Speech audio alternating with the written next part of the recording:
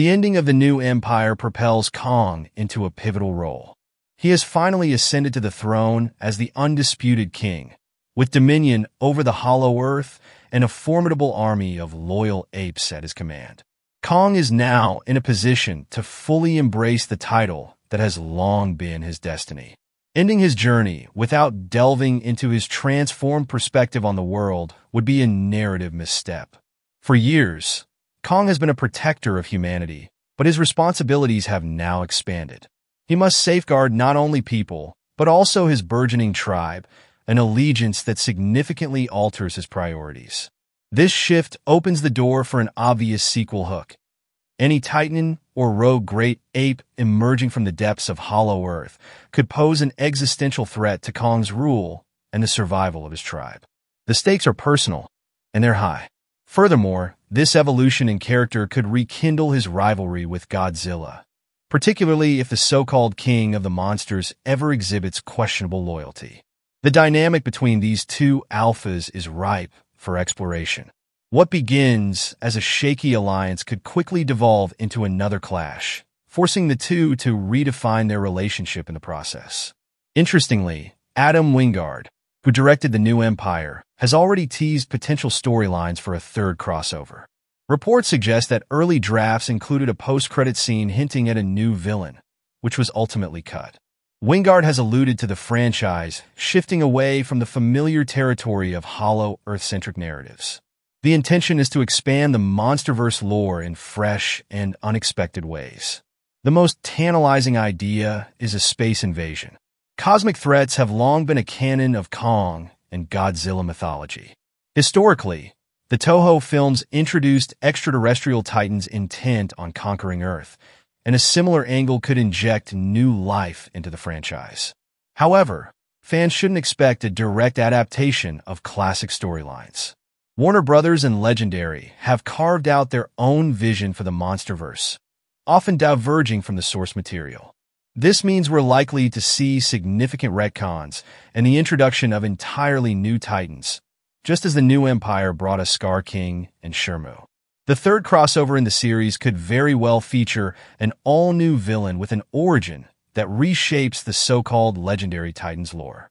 Whether this new threat is a cosmic invader or something else entirely, it signals a bold direction for the franchise.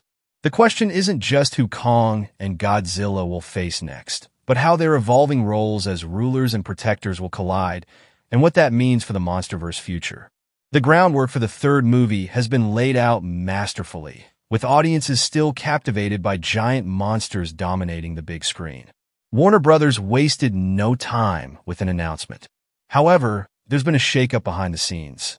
Adam Wingard has stepped away from the project. Now, in his place is Grant Spoor, a relatively untested name in the realm of blockbuster filmmaking. To steady the ship, Warner Brothers brought on Dave Callaham as the screenwriter, a familiar name for MonsterVerse fans.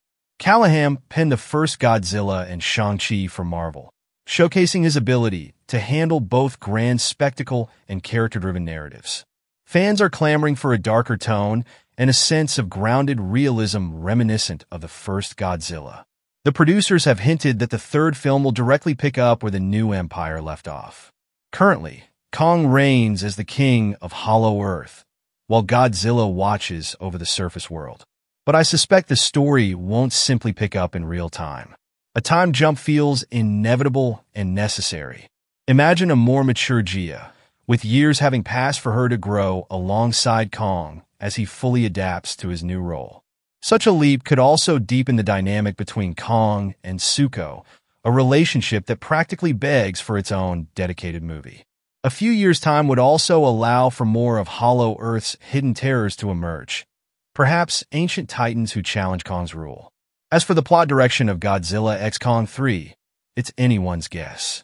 It could delve into cosmic threats, bringing in extraterrestrial titans that aim to conquer our planet, or it might remain grounded in the mystery of Hollow Earth. Personally, I'd like to see the third part explore the legendary Titan War, a battle between Kong's ancestors and Godzilla's kin. Such a storyline would add richness to the franchise and offer a thrilling backdrop for the lore. Dan Stevens, who played the Trapper, recently teased his return in the threequel. In an interview, he expressed excitement not just for Godzilla x Kong 3, but for the future of the MonsterVerse. Stevens hinted at spin-offs that could explore Hollow Earth and other untapped corners of the cinematic universe. He also praised Grant Spohr as a great choice for director, adding to the growing optimism surrounding the project. Still, for the MonsterVerse to truly flourish, the franchise needs to pivot away from repetitive Hollow Earth narratives and lean into the unexplored cosmic side of its lore. Audiences must also be delivered a villain with substance. Scar King was underwhelming. This is the MonsterVerse chance to redeem itself by introducing a well-crafted antagonist that adds emotional and thematic weight to the story. Warner Brothers seems optimistic, given the strong box office performance of the new Empire. If the trilogy's conclusion lives up to expectations, there's a good chance we'll see spin-offs like Son of Kong. If all goes well, Godzilla x Kong 3 could hit theaters as early as 2026 or 2027.